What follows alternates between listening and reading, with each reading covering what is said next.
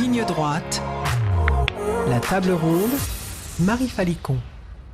Depuis que le district scolaire de Los Angeles a interdit les smartphones à l'école, l'un de ces lycées de Californie a constaté de nettes améliorations, une hausse des résultats aux examens, ainsi qu'une baisse des bagarres. Les écrans seraient vecteurs d'une chute du niveau scolaire, de la capacité de concentration, mais aussi de la violence. Et pourtant, ils sont omniprésents. Smartphones, tablettes, ordinateurs, télévision et maintenant montres connectées. En France, si l'utilisation du téléphone portable est officiellement interdite dans les collèges depuis 2018, les tableaux interactifs n'ont pas moins remplacé les tableaux à craie. Les tablettes, les cahiers des élèves.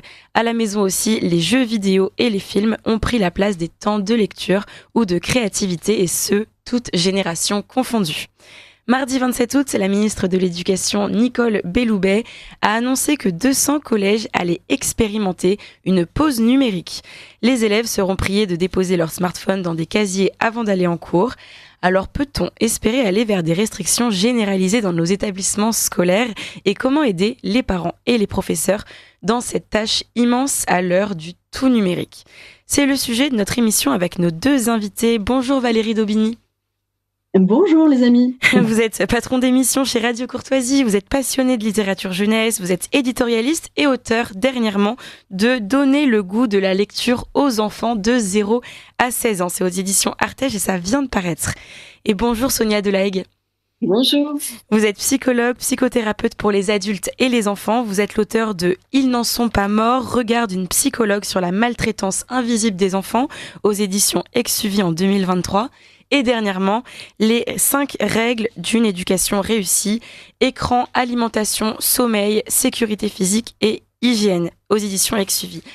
Alors vous publiez donc toutes les deux guides de conseils pratiques pour accompagner les adultes dans ce grand défi qu'est l'éducation et l'épanouissement de l'enfant. Merci d'être avec nous ce matin pour cette table ronde.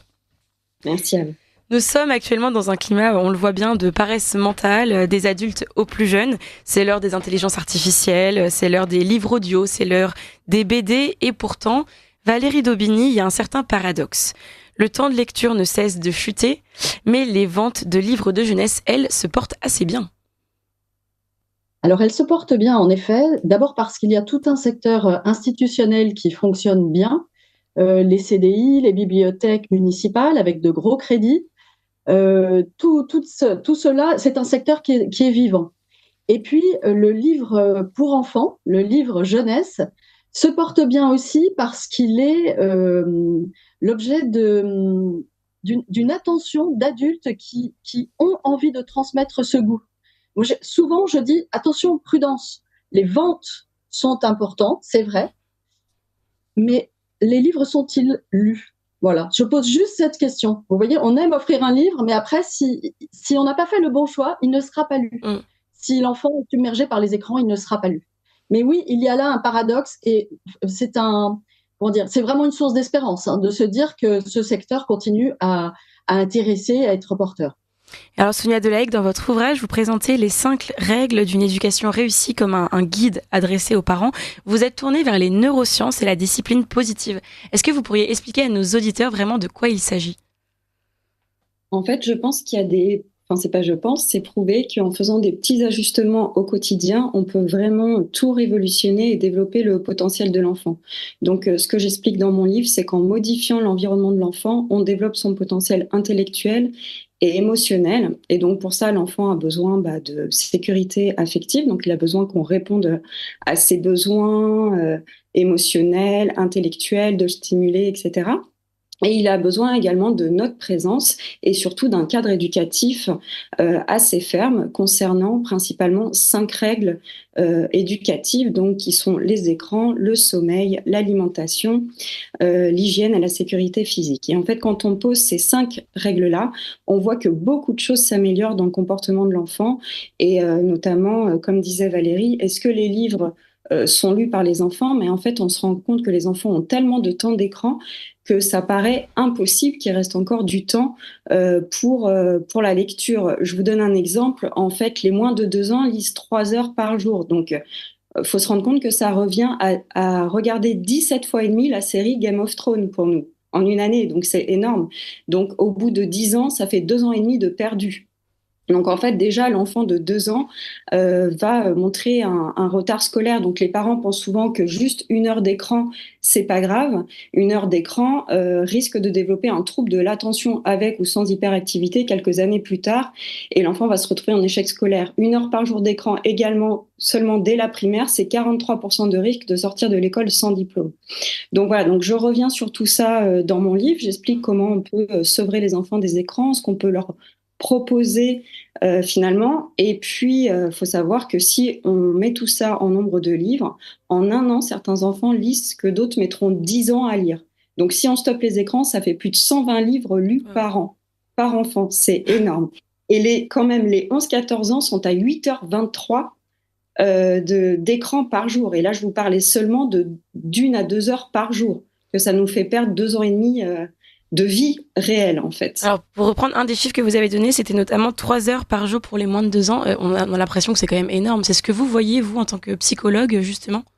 Oui, tout à fait. Et je vois les dégâts d'ailleurs sur les enfants. Quand on parle des écrans, on parle de tous les écrans. Souvent, les parents disent non, on n'a pas de télé, etc. Mais en fait, ils donnent entre les mains des enfants des tablettes interactives. Et ils me disent non, mais on a constaté qu'en fait, les enfants apprennent plein de choses. Oui, ils apprennent les couleurs, les formes, les animaux de la ferme, le nom des dinosaures. Ils parlent et comptent en anglais parfois. Ils connaissent leurs chiffres, leur alphabet. Mais en fait, c'est ce qu'on appelle le YouTubelish. C'est-à-dire que ce sont des apprentissages plaqués. En fait, on voit un défaut de raisonnement et de flexibilité mentale. Et la pensée est totalement déstructurée, le langage est dénué de sens, l'enfant ne comprend plus l'humour, l'ironie, les sous-entendus. Et ça, pendant plusieurs années, en fait, on voit que c'est compliqué pour l'enfant. C'est-à-dire que l'enfant va être dans le langage, mais pas dans la communication. Il n'a pas les codes de la communication. Et donc voilà, je vois des enfants qui me font des discours complètement déstructurés, mais comme ils donnent quelques éléments de langage qui paraissent érudits, en fait, ça fait illusion. Mais je vous donnerai un exemple tout à l'heure d'un discours d'un enfant de 4 ans qui a été exposé dès sa naissance aux écrans. Et on voit bien que même s'il a quelques connaissances sur les dinosaures, etc., sa pensée est totalement déstructurée. Et donc, avec des petits ajustements du quotidien, c'est ce que je propose de faire dans mon livre. En fait, on peut vraiment redévelopper le potentiel de l'enfant qui a un potentiel extraordinaire dès la naissance. Donc, c'est dommage de l'abîmer. Alors là-dessus, sur cette notion justement de YouTubelish, Valérie Daubigny, on a bien compris que grâce soi-disant à la tablette et aux chaînes éducatives, les enfants pourraient apprendre. Comment vous pourriez expliquer que les compétences se développeraient moins bien à travers les écrans, quand bien même ils seraient éducatifs? Alors là, à nouveau, il s'agirait de se tourner vers les neurosciences que pratique Sonia pour montrer que le livre papier apporte en plus tout un aspect sensoriel qui vient frapper plus durablement la mémoire et qui entre dans l'affectif, si vous voulez, de manière beaucoup plus profonde. Lorsque j'ouvre un livre avec un tout petit, par exemple, assis à côté de moi, on tourne les pages ensemble, on sent le livre, on s'émerveille, on voit où on en est dans le livre aussi, dans la temporalité. Vous voyez, ça c'est plus pour un roman. Mais on entend des sons, il y a tout est convoqué pour finalement quelque chose qui est beaucoup plus unifiant, du coup, corps, esprit, mémoire. Donc oui, là, le livre a vraiment un plus. Ce que je dis dans mon livre, Donner le goût de la lecture aux enfants, c'est que tous les supports, tablettes, etc., pour lire, ne sont pas à rejeter de manière absolue. Simplement, c'est comme pour tout, il faut vraiment garder un équilibre. Et surtout pas les tablettes pour lire trop tôt. Certainement pas. Là, il s'agit de gens qui sont étudiants, jeunes professionnels parfois, on le voit, qui ont envie de se plonger à nouveau dans les classiques, mais certainement pas pour les enfants. Il faut vraiment que le livre reste là pour cet aspect sensoriel. Et oui, c'est une reconquête du temps qu'il faut mettre en place, de tout ce temps qui est dévoré chez nous, hein, parce qu'on parle des temps d'écran chez les enfants, mais adultes, observons-nous. Eux, en tout cas, nos enfants, ils nous observent, ils nous voient gérer notre temps face aux enfants. Donc, reconquête familiale. Moi, je trouve que en ce temps de rentrée, on peut instaurer quelque chose de tout à fait nouveau. On va dire que c'est même révolutionnaire. Et pourquoi pas, par exemple, le quart d'heure lecture qui a été instauré dans des collèges, dans des écoles, pourquoi pas le faire à la maison? Un quart d'heure lecture, tout le monde s'arrête pour un livre. Ça peut être une piste d'envol extraordinaire. Il y a des tas de petites choses concrètes comme ça à faire qui sont des clés de liberté pour finir. Ouais, ça fait des très bonnes pistes déjà. Alors, vous parlez de reconquête familiale, vraiment de cet équilibre. Je rebondis là-dessus pour Sonia de la Hague. Justement, il faut apprendre à poser un cadre, on l'a bien compris, mais alors qu'est-ce que c'est une bonne dose d'écran? Comment on limite? Quel est le cadre? À quel âge? Combien de temps? Et du coup, c'est ce que je préconise dans mon livre. Je préconise qu'on arrête en fait de poser des règles comme ça un peu au pif à la maison, en disant bon 1 heure ça va, 2 heures, etc. Ce qui fait que chaque parent pose des règles différentes. L'école aussi participe à dégrader le potentiel de l'enfant. Les municipalités aussi, en offrant des tablettes interactives, en mettant des salles d'accès aux jeux vidéo dans les bibliothèques. Ah oui. Donc ça, c'est complètement fou. Je préconise, en lien avec les neurosciences toujours, c'est pas sorti du chapeau, l'idée c'est vraiment de préserver le magnifique potentiel de l'enfant. Donc maintenant on a plusieurs années de recul, depuis 2010 on a vu tous les dégâts sur les cerveaux des enfants, et donc ce qu'il faudrait c'est vraiment 0 écran jusqu'à 6 ans, c'est plus 3 ans. À partir de 3 ans, les parents se sont dit, chouette, il a 3 ans, c'est bon. Et on a bombardé les enfants d'écran. Donc maintenant, on sait que c'est 0 écran jusqu'à 6 ans. Donc pas de télé pour les moins de 6 ans, même pas en bruit de fond.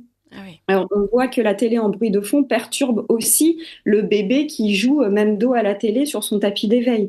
Donc, chez l'enfant de plus de 6 ans, je préconise donc l'écran uniquement pour soutenir les apprentissages et les découvertes du moment, donc des documentaires type C'est pas sorcier qu'on connaît bien, qui sont chouettes. Les écrans pour des moments conviviaux aussi en famille, un joli film, un joli dessin animé, le week-end uniquement et pas tous les week-ends. En fait, ce qu'il faut, c'est ne pas créer des habitudes, puisque ce que j'explique dans mon livre, c'est que les habitudes s'inscrivent au niveau du striatum, au niveau du cerveau. Et donc, si vous mettez en place des habitudes, l'enfant va prendre l'habitude de réclamer la télé tous les samedis de 10h à 11h, alors qu'il aurait peut-être eu une tour de Capla, en fait, qu'il n'avait pas forcément envie de ça. Et puis pour les plus de 12 ans, donc pas plus d'1 heure par jour. Et le portable à partir de 12 ans minimum, mais il vaut mieux attendre 15 ans pour que les enfants soient capables émotionnellement de gérer certaines choses qui peuvent arriver sur les écrans. Le matin, en fait, avant d'aller se coucher, pas d'écran seul dans la chambre, et avec une mise en place d'un contrôle parental. En fait, il y a la méthode des 4 pas qui est assez intéressante, qui dit voilà, pas seul dans la chambre, pas à table, pas le matin et ni avant d'aller se coucher. Et donc ça permet déjà de beaucoup limiter le temps d'écran chez les ados. Et finalement, un enfant qui n'est pas habitué tout petit aux écrans n'ira pas si facilement que ça vers les écrans, ne sera pas attiré comme ça. Par contre, s'il nous voit en effet toujours sur les écrans, l'enfant s'en désinvestit. Et on voit des troubles de l'estime de soi qui apparaissent parce qu'ils ne sont plus regardés par les parents. On appelle ça la technoférence, en fait. Et on sait que les parents passent environ 19h, 4h sur les écrans en semaine et 16h10 le week-end. Wow. En fait, quand on dit qu'on se sent débordé, qu'on n'a pas le temps de jouer avec nos enfants, en fait, on est sur nos écrans. Wow. Donc, si on a le temps pour les écrans, on a le temps pour d'autres choses. Et bien sûr. Donc on a bien compris, tout un temps à rentabiliser pour les parents également. Valérie Daubigny, vous étendez cette notion du bon usage des tablettes, du temps d'écran, mais aussi à celui des magazines et des réseaux sociaux. Pourquoi ? Oui, dans mon livre, j'essaye de balayer un peu tous les supports culturels qui tournent autour qui peut-être qui rôdent autour du livre ou qui offrent un support de lecture. En fait, c'est ça, la lecture. Est-ce qu'on parle du livre ou de la lecture ? Donc tout ça, je le détaille bien. La clé essentielle, je pense, pour susciter ce goût et pour comment dire, apprendre à maîtriser les outils, apprendre à faire des choix, c'est en fait de diversifier les propositions, multiplier les propositions. Nous, parents, éducateurs, en ce qui concerne l'usage du livre, l'apprentissage du goût de lire, non pas l'apprentissage de la lecture, mais du plaisir de lire, ce que nous aurions tendance à faire, peut-être par peur aussi, peut-être par peur des écrans, par peur des contenus aussi, et à juste titre, parce qu'en littérature jeunesse, le pire côtoie le meilleur. Je pourrais vous en parler longtemps. Eh bien, par peur, on a tendance parfois à mettre sur des rails, à dire, moi j'ai beaucoup aimé ça quand j'étais enfant, prends ce livre, c'est merveilleux. Contente-toi de tel genre, roman, Bibliothèque rose, par exemple. En fait, la clé, c'est une clé de confiance aussi pour plus tard, c'est de multiplier les propositions, notamment dans les genres littéraires, romans, nouvelles, bande dessinée, oui, mais ne jamais s'enfermer. D'accord. Roman fantastique, ne pas s'enfermer, mais oui. Vous voyez, il y a multiplier tout ça, l'enfant se découvre, il voit où le porte son goût, il apprend à se connaître, il apprend à faire des choix, et choisir un livre, c'est déjà une grande partie du plaisir de lire. Vous voyez? Donc, c'est aussi un équilibre entre guider, proposer, dire non, là, ce livre-là, je viens d'en lire 3 pages, regarde, c'est un livre qui ne va pas te faire du bien. Donc, apprendre à faire des choix. Tout ça, ce sont des clés de liberté ancrées pour plus tard, parce qu'on ne sera pas toujours là. Apprendre à cultiver donc le plaisir de la lecture, ça s'adresse non seulement aux parents, mais aussi je pense aux professeurs. Je pense notamment à ces tableaux interactifs. Alors c'est qu'un exemple parmi d'autres, mais je me suis rendue donc hier sur différents sites internet de vente de ces fameux tableaux et ils expliquent donc comment choisir un tableau interactif pour votre classe de primaire. Voilà, c'est magnifique. On remplace le tableau à craie par ce nouveau monde qui s'ouvre à vous de façon connectée. On connaît tous pourtant les effets néfastes des écrans. On sait, enfin, vous l'avez expliqué, les enfants, les adolescents sont de plus en plus exposés à tous ces dangers. Mais on était comme si le monde entier était conscient de cela, mais pourtant, les parents à la maison, les professeurs à l'école participent d'une certaine manière à ce dégât. Sonia Delahaye, là-dessus, comment est-ce que ce n'est pas peine perdue? Parce que vraiment, c'est toujours autour de nous et les parents n'en ont que faire aussi de se l'appliquer à soi-même. Donc, c'est un vrai défi. Oui, mais je pense qu'il faut vraiment avoir une approche globale au niveau de l'éducation. Et donc là, c'est vrai qu'en ce moment, on entend beaucoup parler des écrans, mais il n'y a pas que ça qui cause des dégâts en fait sur l'enfant et sur son cerveau. C'est important aussi de faire attention à son sommeil. On sait que les enfants ont perdu entre 1 à 2 heures de sommeil, et donc un déficit de sommeil augmente de 65% les troubles de l'attention et de la concentration. Donc, il n'y a vraiment pas que les écrans. Donc, il faut vraiment, je pense, se re-responsabiliser, parce que dès qu'on veut transmettre en fait des informations aux professionnels qui s'occupent des enfants ou aux parents, on entend attention, on ne veut pas culpabiliser la société, mais en fait, il est temps qu'on se responsabilise tous, parce qu'on voit les dégâts sur nos enfants, que ce soit le manque de sommeil ou la mauvaise nourriture. On sait qu'au contraire, après, si on donne par exemple une alimentation plus riche en oméga 3, on permet à notre enfant de mémoriser bien plus ses leçons. Et on lui permet de réguler son humeur, en fait. Donc, c'est quand même super intéressant de se poser la question, justement, sur ces 5 règles que je propose. C'est de dire, en modifiant, en réajustant notre environnement, en prenant plus soin des enfants, en les protégeant plus, en étant bienveillant, parce qu'en fait, être bienveillant, c'est justement les protéger, hein, c'est pas les laisser faire n'importe quoi. On peut vraiment, vraiment redévelopper leur potentiel et les aider à grandir. L'alimentation aussi, si on la modifie, va jouer aussi sur l'agressivité des enfants, sur les colères. Donc ça, c'est intéressant. Les écrans vont provoquer des colères, par exemple, le manque de sommeil aussi, mais l'alimentation aussi. Donc si on fait ces petits réajustements, on voit que c'est tout le potentiel de l'enfant qui se redéveloppe. Mais pareil chez l'adulte. Moi, je reçois aussi beaucoup d'adultes en consultation et on travaille comme ça de manière holistique, et les résultats sont spectaculaires, en fait. Donc Sonia Delahaye nous présente 5 règles d'une éducation réussie. Évidemment, les écrans, alimentation, sommeil, sécurité physique, hygiène. 5 dimensions à explorer pour aider à développer le potentiel des enfants. De votre côté, Valérie Daubigny, sur cette impression qu'on a un peu d'enfumage, c'est vrai, pas de téléphone à l'école, mais pour autant, on suit le livret scolaire sur l'ENT, voilà, espace virtuel d'apprentissage, et ce, dès le primaire. Est-ce que vous pensez que l'État est prêt à vraiment prendre en compte l'expérience notamment de certains pays qui peuvent rétropédaler sur ces questions-là et prendre en charge cette problématique vraiment importante, notamment chez les enfants, mais aussi chez les adolescents? Alors, on est en complet paradoxe. À la fois, les pouvoirs publics, en effet, continuent à investir énormément pour le numérique à l'école, tout en écoutant maintenant les lanceurs d'alerte, et Dieu sait qu'ici à Radio Courtoisie, on leur a donné la parole dès le début, et ils étaient vraiment minoritaires, voire très attaqués. Je pense à Agnès Ducanda, Sabine Duflot, Marie-Alix Leroy avec son groupe Parents unis contre le smartphone avant 15 ans, où on recueille énormément sur Facebook de témoignages. Maintenant, on écoute ces lanceurs d'alerte parce qu'on se rend compte, et vous citiez ces pays, à l'instar de la Suède, qui est en train, elle, qui a été très pionnière dans tous les tableaux numériques, les manuels numériques, plus de livres de classe papier, mais tout numérique, et qui se rendant compte qu'elle baissait dans les classements PISA, etc., est en train de revenir au papier. Donc, nous, en France, quand on a les deux pieds bien englués dans l'idéologie, et le pragmatisme ne prime pas. Mais moi, je suis assez confiante parce que vous voyez, dans cette rentrée, énormément de sujets sont posés sur la table.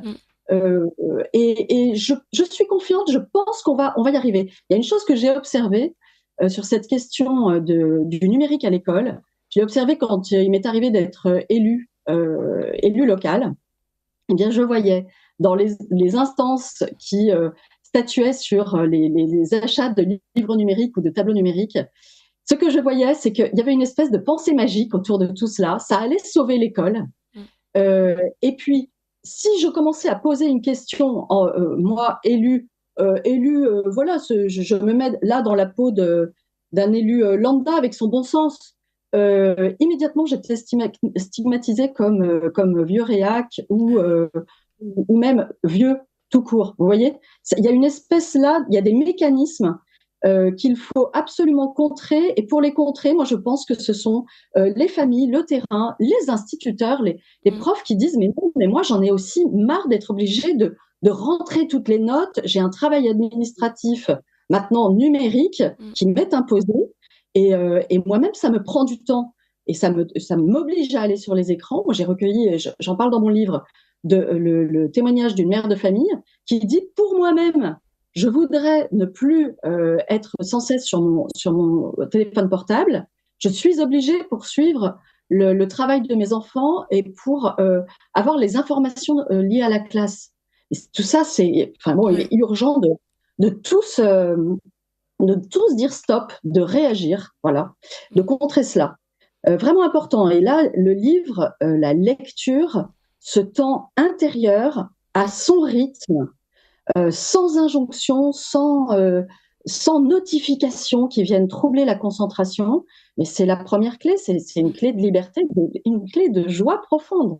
Donc arriver vraiment à dire stop, je pense qu'on peut vraiment retenir ce mot-là. Sonia Delegue, comment est-ce que, en tant que psychologue, psychothérapeute, vous aidez les enfants? Par quelle méthode dans votre cabinet quand ils viennent? Qu'est-ce que vous leur dites? Donc on a compris qu'il y avait différentes dimensions. Comment est-ce que vous pouvez les accompagner? Alors déjà, moi, je les accompagne beaucoup avec les livres. Justement, on en parlait hier avec Valérie, parce qu'on s'est appelé.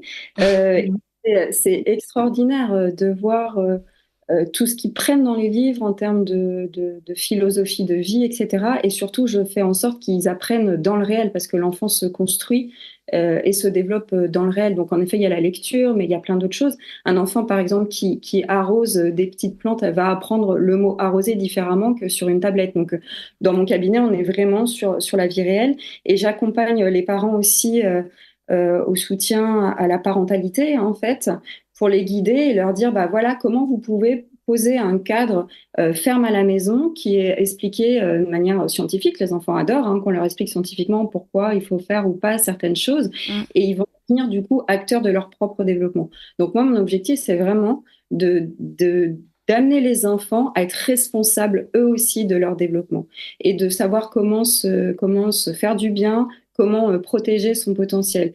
Donc, je fais passer aussi beaucoup de bilans psychologiques aux enfants, ce qui me permet de voir comment ils se développent. Et je propose aussi de la remédiation cognitive à mettre en place à la maison.